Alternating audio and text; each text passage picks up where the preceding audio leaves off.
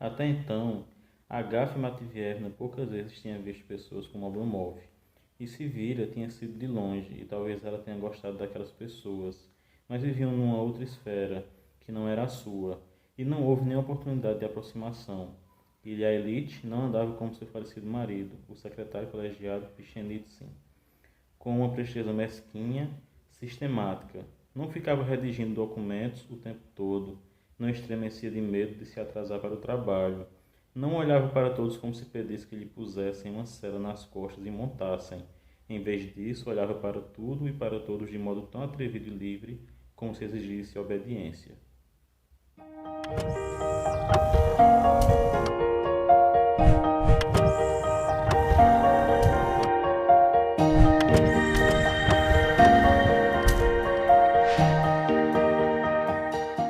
Bem-vindo a mais um Quixotada, o seu programa de literatura. Hoje trazendo mais uma vez o quadro A Pedidos. Se você quiser também ver uma resenha de um livro que você gosta muito, o seu livro preferido, ou algum que você tem curiosidade, deixa aqui nos comentários qual seria o livro que você gostaria que eu colocasse na pauta.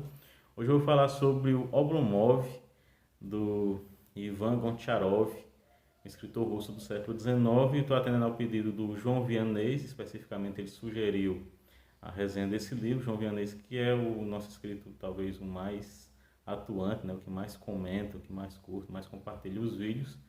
E também atendendo ao pedido mais genérico do Wagner Marx, que ganhou um sorteio, né? Esse livro foi pedido nos comentários do sorteio de aniversário do Quixotada. E o Wagner Marx, naquela ocasião, pediu para que fossem resenhados mais livros da literatura russa do século XIX. E da literatura russa do século XIX, talvez um dos mais importantes e menos conhecidos seja esse, Oblomov. É um livro fabuloso, né? Impressionante o que o Goncharov conseguiu fazer nesse livro aqui. Ele que é um escritor de um livro só, infelizmente. O Ivan Goncharov nasceu no dia 18 de junho de 1812 e faleceu em 1891, no dia 27 de setembro. O Goncharov, apesar de ter falecido já no final do século XIX, e portanto ali contemporâneo do Dostoiévski, Tolstói, né, que inclusive ele sobreviveu ao Dostoiévski, né, e o Tolstói faleceu alguns anos depois. Ele viveu bastante, viveu quase 80 anos, o que naquela época era muito tempo, né, a expectativa de vida beirava ali os 40 anos de idade. E ele viveu a sua vida mais ou menos como seu personagem, né, como o Oblomov, apesar de algumas ações meio que a contragosto dele, né, ele fez uma grande viagem para o Japão devido a um navio que o czar estava mandando para lá, né, uma fragata de guerra. No momento em que eles estavam abrindo o mercado japonês para o Ocidente, né, e havia essa disputa das potências europeias e dos Estados Unidos. E ele foi meio que a contragosto, né? Ele disse que gostaria de ir numa reunião e aí acharam que era verdade e mandaram ele. Mas ele escreveu um relato dessa viagem que ele demonstra que não estava muito satisfeito não, ele estava viajando não, ele queria estar em casa.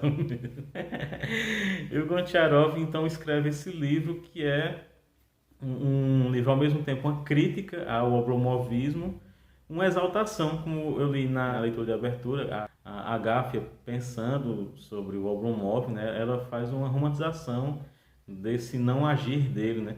O Oblomov é um personagem que é caracterizado pela sua falta de ação, pela sua inércia.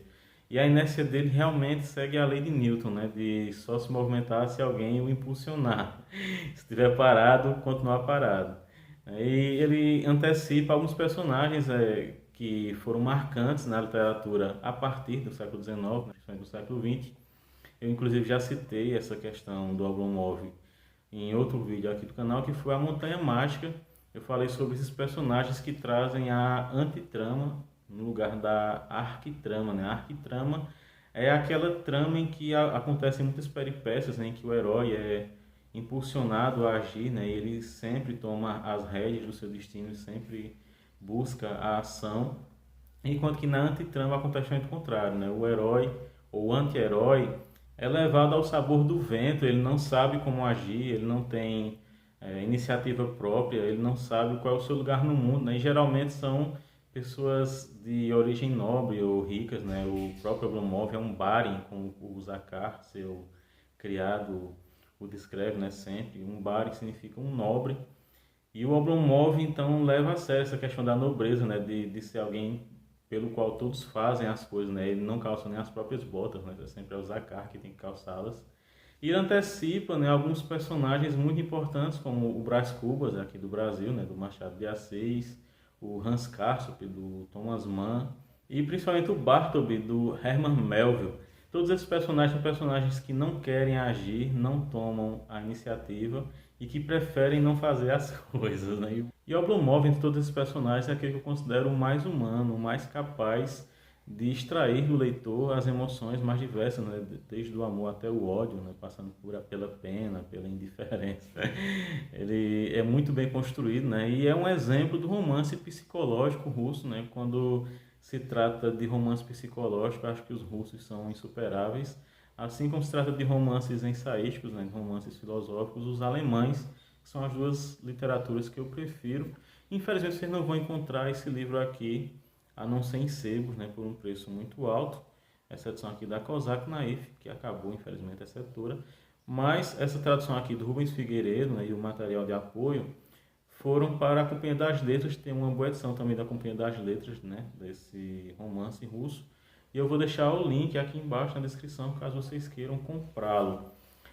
E como eu ia dizendo, né, apesar dele ter sido contemporâneo, ter falecido aí próximo das datas de Dostoiévski e Tolstói, ele na verdade é um antecessor deles, um precursor deles, né, já que esse livro aqui saiu em 1859, né, anterior às obras-primas dos dois gênios russos, e ele é um descendente direto do Gogol, né, inclusive lembra muito os contos do Gogol, o Nariz e o Capote, algumas descrições que ele faz, né, por exemplo, a Anícia ele descreve como um nariz, e ao mesmo tempo a proprietária, né, a Agáfia, a proprietária da casa onde o Oblomov vai viver durante uma parte do livro, ele se refere sempre como os cotovelos ou como as costas, né? Ele não se refere a uma pessoa completa, mas a uma característica, uma parte como se fosse independente do todo. Né? Isso é muito gogoliano.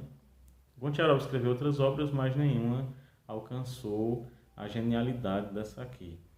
É um livro quase sem enredo, mas dá pra gente falar sobre os não acontecimentos dele, digamos assim, ou aquilo que move a inamovibilidade do Oblomov. O início, na primeira parte, ele descreve como é a casa dele, né, em Petersburgo. Oblomov é um senhor de terras, um dono de uma vila, né, da Oblomovka, e essa vila tem muitos mujiques, né, muitos servos, mas ele não tem controle, né, sobre o dinheiro que realmente é gerado nessa propriedade. O administrador manda cartas para ele sempre reclamando, dizendo que houve uma seca ou um incêndio, ou que mujiques foram embora, né, e que está sempre diminuindo a renda da propriedade. Ele não tem controle sobre isso, nem tem nenhuma vontade de ter esse controle. Ele nunca sabe quanto dinheiro tem em casa, nem como está a situação realmente financeira dele. Ele vai deixando a vida levá-lo, né? E enquanto isso, vários homens jovens acabam parasitando o pobre do Oblomov, né? Eles vão chegando a cada instante, né, para atazaná-lo, né, para pedir dinheiro, para pedir empréstimos, para comer às custas dele.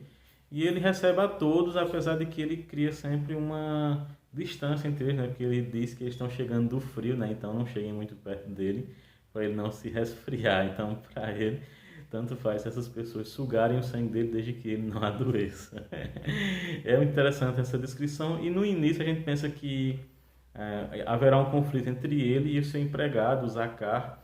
Inclusive, fisicamente, na descrição dos dois, parece como uma inversão do Dom Quixote e o Sancho Panza, né? Parece que o Oblomov se assemelha ao Sancho Panza, enquanto que o Zakar seria uma versão do Dom Quixote.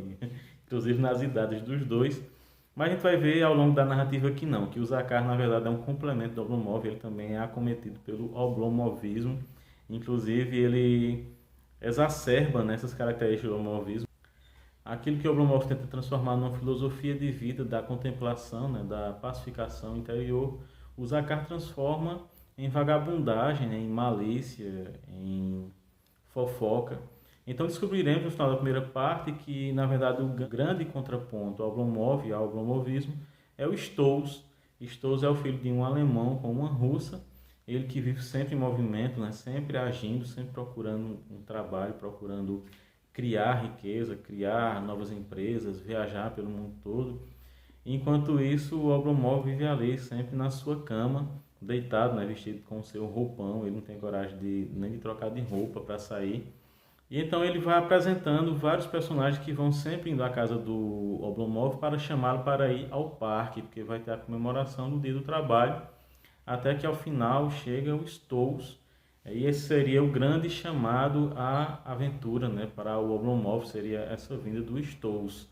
Mas ao mesmo tempo ele tem um chamado anterior, que é o chamado da expulsão dessa casa, né? O proprietário pede que ele saia da casa, que ele vai fazer uma reforma, porque o filho dele vai morar lá, né? Vai casar e vai morar nesse local. E ele quer que o Oblomov saia, né? E o Oblomov fica louco porque vai ter que se mover, né? Vai ter que sair de casa. E isso é um absurdo, né? Uma tristeza muito grande para ele ter que fazer alguma coisa. Ele que queria viver ali na cama dele, né? Com seu velho roupão, aguentando o descaso de Zakar. E outro personagem que aparece também, que vai ser muito importante no livro, é o Tarantiev. Tarantiev é um safado, né, um cretino que gosta de se aproveitar de Oblomov e que vive tentando dar golpes nas pessoas, juntamente com um amigo dele, que é irmão de uma proprietária, né, da Agáfia. E ele então tenta convencer Oblomov a se mudar para a casa, né, dessa proprietária da Agáfia, juntamente com o irmão dela, né, para que ele possa dar, junto com o irmão dela, um golpe no Oblomov. E eles de fato conseguem fazê-lo ir porque depois que o Stolz volta do exterior e que tenta convencê-lo a ir com ele para o exterior, Stolz vai apresentar o Oblomov para Olga Sergeyevna. E a Olga então vai despertar esse coração, né, tão quieto, tão parado do Oblomov. Ela vai despertar uma espécie de paixão nele, inclusive ela também se apaixona por ele. E aí eles tentam noivar, ela o incentiva, né, a fazer melhorias na sua propriedade, em Oblomov, para que eles possam se casar. E o Oblomov então tem essa questão do espírito dele, né, o espírito da não atividade, da não ação, enquanto que Olga tenta incentivá-lo a agir. E são essas duas forças, né, a força do impulso pela ação e a falta desse impulso que vão mover o romance, né? Então o romance todinho é essa questão dessa disputa entre agir e não agir. Eu não vou passar daqui em relação ao enredo para não dar spoiler, mas é muito interessante a descrição que o Goncharov faz a respeito das características psicológicas nesses personagens e também desse conflito, né? Interessante demais a forma como ele descreve esse conflito. E às vezes você fica com muita raiva do Oblomov, né? Porque ele não age, mas ao mesmo tempo você compreende ele, né? Inclusive eu sou muito acometido de oblomovismo, né? Quando tem algum problema para resolver, eu fico inerte durante muitos dias, né? Pensando como é que eu vou resolver aquele problema e acabo, ao invés de agir logo, atrapalhando todos os meus outros planos, né? Acho que todo mundo tem um pouco disso. Inclusive o próprio Stolz, né, e a Olga, em determinados momentos do livro, também sentem uma certa atração, né, por essa gravidade, por essa inércia, né, de não agir, né, de ter um pouco de paz, um pouco de calmaria nas suas vidas. É um romance psicológico dos melhores que já foram escritos, né? Eu indico muito a você essa leitura aqui. E, inclusive, quando começa na primeira parte, ele vai falando sobre os tipos que vão chegando lá, e você pensa que é um romance sobre isso, né? Sobre descrição de tipos, né? Que talvez não seja um bom romance, mas de repente ele quebra isso, né? Quando ele mesmo, o Oblomov, fala em relação a um escritor, né, que vai visitá-lo. E acontece o seguinte diálogo, eu não vou ler o diálogo completo para vocês, vou ler apenas uma parte, mas esse escritor faz justamente essa literatura de tipos, né, essa literatura que tenta esculhambar as pessoas, né, e está dizendo o seguinte: então o senhor quer que se descreva a natureza, rosas, roxinóis ou a geada da manhã, enquanto tudo ferve e se agita à nossa volta? Precisamos apenas da nua fisiologia da sociedade, agora não há espaço para canções. Oblomov diz: o homem, me dei um homem. Amem. Amar um agiota, um hipócrita, um funcionário tolo ou um ladrão? Será possível? Aonde o senhor quer chegar? É evidente que o senhor tem interesse por literatura. Exaltou-se Pienkin. Não, é preciso castigá-los, bani-los do meio civil, da sociedade. Bani-los do meio civil, exclamou de repente Oblomov, inspirado, e se pôs de pé diante de Pienkin. Isso significa esquecer que dentro desse invólucro imprestável está presente um princípio mais elevado, que esse é um homem degradado, mas continua a ser um homem, exatamente como os senhores. Banir? E como o senhor vai banir seres humanos da esfera da humanidade e do seio da natureza, da misericórdia divina. Quase gritou, com os olhos em chamas. Isso aqui é algo incrível, que realmente ele consegue fazer isso nesse livro aqui, né? Ele traz esses personagens que a gente poderia dizer que são tipos, né? O cretino, né? Explorador, assim como o preguiçoso, o homem de negócio que está só preocupado com o dinheiro. E ao mesmo tempo, todos esses personagens são extremamente humanos, e eles nos cativam, eles nos fazem eternamente ter pena deles, né? Ter pena da situação, se sentir, né? Cada vez mais humano juntamente com eles. A forma como ele escreve é impressionante, porque realmente ele faz o que o Oblomov está pedindo aqui, como o personagem dele está pedindo aqui nesse livro. Outra coisa também interessante é que esse livro começou com um sonho, o capítulo talvez mais longo do livro, que é justamente um sonho que o Oblomov tem, que ele se lembra, ele num sono da tarde, né, ele dorme o dia todo, né, inclusive a tarde toda, depois do almoço, e ele sonha com o Oblomov, né, com a sua aldeia da infância, né, quando ele ainda tinha seus pais, que moravam lá na aldeia. E é um sonho justamente de calmaria, né, de uma paz serena, né, não acontece nada em Oblomov, todo mundo nessa aldeia é acometido pelo oblomovismo, né, pela necessidade de ficar parado, né, pela falta de necessidade de agir. E é um sonho muito interessante.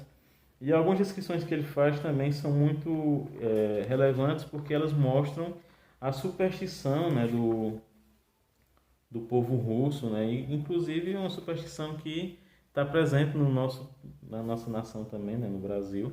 Ele vai descrever algumas coisas que parece também com a descrição do Ivan Turgenev, que ele faz de uma tia no Pais e Filhos. E ele vai dizer o seguinte: de repente, Ilya Ivanovich parou no meio da sala com ar alarmado, segurando a pontinha do nariz. Que infortúnio virá agora? Vejam só, disse. Alguém vai morrer. A pontinha do meu nariz está comichando sem parar. Ah, meu Deus! Exclamou a esposa e abriu os braços. Onde já se viu morrer alguém porque deu um comichão na ponta do nariz? Alguém morre quando dá uma coceira na parte de cima do nariz. Puxa, Ilya Ivanich. Deus o perdoe. Como você é esquecido. Já pensou que vergonha se diz uma coisa dessa na presença dos criados ou de visitas? Mas então o que significa um comichão na ponta do nariz? Perguntou Ilya Ivanovich. Confuso, esse é o pai do Oblomov, que vai olhar dentro de um cálice. Como é que pode dizer uma coisa dessa? Alguém vai morrer. Vive confundindo tudo, disse Ilya Ivanovich. Também pudera. Como é que alguém pode memorizar? Se é uma coceira do lado do nariz, se é na ponta, se é nas sobrancelhas. No lado, interrompeu Pelageia Ivanovna. Quer dizer que vai chegar uma notícia. Comichão nas sobrancelhas são lágrimas. Na testa é reverência. Do lado direito há um homem, do lado esquerdo há uma mulher. Se as orelhas coçam, quer dizer que tem chuva. Os lábios é beijo. O bigode é presente. O cotovelo vai dormir num lugar diferente. A sola do pé é estrada. E é engraçado que eles vão incentivando nessas superstições um no outro, né? Ele responde: puxa, Pelageia Ivanovna, muito bem, disse Ilya Ivanovich. E quando dá coceira na nuca, a manteiga vai custar mais barato.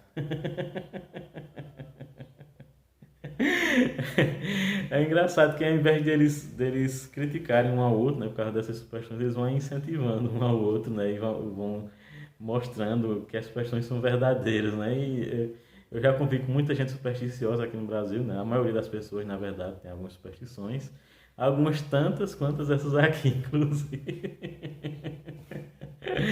É um romance impagável, um romance maravilhoso. A leitura dele é maravilhosa, como vocês puderam ver, né, nesses trechos que eu li. Não existe nenhuma dificuldade na linguagem, é uma linguagem muito clara, muito límpida.